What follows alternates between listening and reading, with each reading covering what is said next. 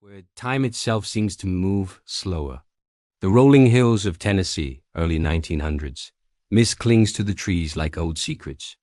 In these valleys, a young man named Alvin York was born, poor, stubborn, and wild as the mountain air itself. He was the third of 11 children, raised in a one-room log cabin in Pall Mall, Tennessee. His father was a blacksmith and farmer. His mother, a strong woman of faith, taught him scripture and humility. But in those hard Appalachian days, faith was a fragile thing, often overpowered by hunger, pride, and whiskey. Alvin grew up as a troublemaker. He drank hard, fought harder, and often found himself in trouble with the law. He was quick with a gun, quicker with his fists. And yet, somewhere deep down he carried a seed of something more, a conscience, buried under layers of fire and doubt. When his father died in 1911, Alvin took responsibility for the family. The weight of poverty pressed down on him, and in the silence of the mountains, he began to question who he was meant to be. Then, one Sunday, he walked into a revival meeting. The preacher spoke of peace, salvation, and the sin of violence. Alvin listened, and something shifted inside him. He turned from drink, from anger, from the reckless brawls that once defined his name. He became a man of faith, deeply, almost fanatically devoted to the teachings of "Thou shalt not kill."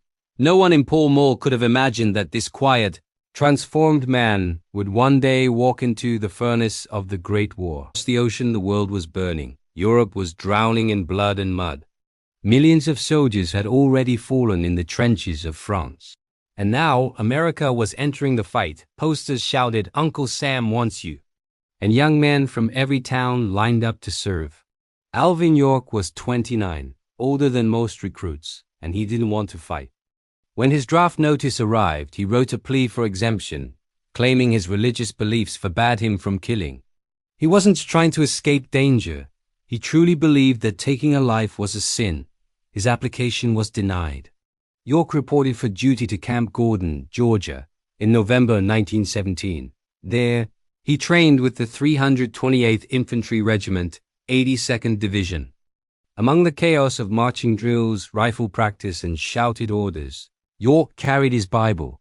His fellow soldiers respected him but didn't understand him. How could a man go to war with such conviction against killing?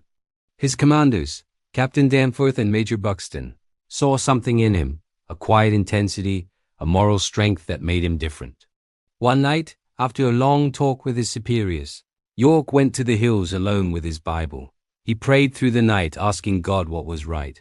Was it a greater sin to kill, or to stand by while evil consumed the innocent? By dawn, his answer came like a whisper through the wind. He wrote in his journal, "I'm satisfied that the Lord will help me. I'm not afraid." And so, the man who refused to kill became a soldier ready to fight, not for glory, not for vengeance, but for peace. 1918, the air reeked of mud, gas, and death. The ground trembled beneath the endless artillery barrages. For the men of the 82nd Division, the war was no longer distant. It was all around them. York, now a corporal, found himself in the Meuse-Argonne offensive, one of the largest operations of World War I. The mission was clear but deadly. Break through the heavily fortified German lines in the Argonne Forest. The forest was hell. Rain turned trenches into rivers of filth. Machine guns mowed down anyone foolish enough to lift their head. Shells exploded day and night, shredding the silence into screams. York watched his comrades fall, men he'd trained with, laughed with, each loss burned into his soul. He prayed over the bodies, his rifle gripped tight, whispering psalms between bursts of fire. He didn't want to kill, but he couldn't stand by as his brothers died. Every shot he fired was a prayer, every step a confession. In those weeks of relentless fighting, York became something rare, a man of faith surviving in a world without mercy. October 8, 1918, the Argonne Forest. York's unit received orders to take out a line of German machine guns that had pinned down the Allied advance. The terrain was steep, the fog thick as smoke. Every ridge hid death. 17 men, including York, moved out under the command of Sergeant Bernard Early. They crept through the trees, cutting through enemy lines, until suddenly the Germans spotted them. Machine guns roared to life, bullets tore through the air like hornets. Within seconds, 9 of York's men were dead or wounded. The survivors dove for cover in a shallow depression. York found himself at the edge of a small hill, the German guns blazing above him. He was alone, his comrades pinned down. And in that moment, the moment that would define his life, he prayed again. Lord, if you'll help me, I'll do my best. Then he rose from the ground and began to fight. York moved like a ghost through the smoke. The Germans fired from ridges above him, their guns flashing in the fog. York aimed steady, his training as a marksman from the Tennessee hills guiding every shot. He picked off the gunners one by one, conserving his ammunition, always calm, always deliberate. When a group of soldiers charged him with bayonets, he dropped them in seconds, just like hunting wild turkeys back home. The German commander shouted orders, panicked. York kept advancing. When his rifle ran out of bullets, he drew his pistol and kept firing. By the time it was over, 25 Germans lay dead and 35 surrendered. York's actions terrified the enemy. He moved through the chaos like a man possessed, or perhaps protected. Finally, a German major raised his hands and cried out, "English?" "No," York replied. "American." By the end of that day, Alvin York, alone and under fire, had captured 132 German soldiers and silenced 32 machine guns. One man, one rifle. One impossible act of courage. As York led his prisoners back to the American lines, his commander stared in disbelief. "How many did you capture, York?" He answered softly, almost embarrassed, "I reckon about 132. He hadn't. He fought for medals or fame. He fought because he believed it was right. Marched the captured Germans back through the foggy Argonne. The reality of what I'd done began to settle like a stone in my chest. I hadn't killed for pride or vengeance, only to save the lives of the men around me. Yet already whispers began to follow me. "Did you see York today? The man who stopped an army?" My unit was exhausted. My hands were raw, my uniform soaked in mud and blood. I had never intended to become a hero. Every night before the battle, I prayed to God for guidance. Every shot I fired had been a plea. Lord, guide my hands, protect the innocent, and forgive me for what I must do. Even in victory, the weight of the war pressed upon me. I walked among the prisoners, recognizing the humanity in their eyes. Fear, disbelief, and resignation mirrored the same emotions I had felt in my heart. At that moment, I realized the paradox. I had become a hero by entering the deepest darkness of war. Yet I remained a man who had prayed to avoid killing. My faith, my fear, and my courage intertwined to create something larger than myself, a story that history would never forget. War ended, I returned to the quiet hills of Tennessee. The mountains hadn't changed, but I had. Headlines shouted my name. Medals and honors arrived from the President, the Congress, and even the King of England. Newspapers told the story of how a single man had captured 132 enemy soldiers. The man from the hills who refused to fight. Yet when I walked through the fields where I had once hunted turkeys and wrestled with friends, I felt out of place. Fame was a strange burden. I never sought it.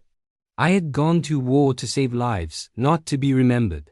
Still, the world had changed its mind. Letters poured in from strangers, from veterans, from children asking for the story of the man who stopped an army. And I would tell them, not as a boast, but as a lesson in courage, faith, and the burden of duty. I settled back into my farm, built a home for my family, and taught my children the values that had guided me through the mud and blood of France: honesty, faith, humility, and courage. Despite the medals and fame, I never abandoned my convictions. The man who had fired the rifle, captured hundreds, and silenced machine guns was the same man who prayed every morning, who attended church every Sunday, and who questioned every act of violence he committed. In quiet moments, I reflected on the paradox of war. How could a God of peace allow such chaos? How could a man of faith pull the trigger when mercy should guide him? And yet, I understood that courage does not mean absence of fear. It means acting rightly despite it. My faith never left me. It guided me through the mud, the smoke, and the screams. It was my compass, my shield, and my sword in a world where morality often seemed lost.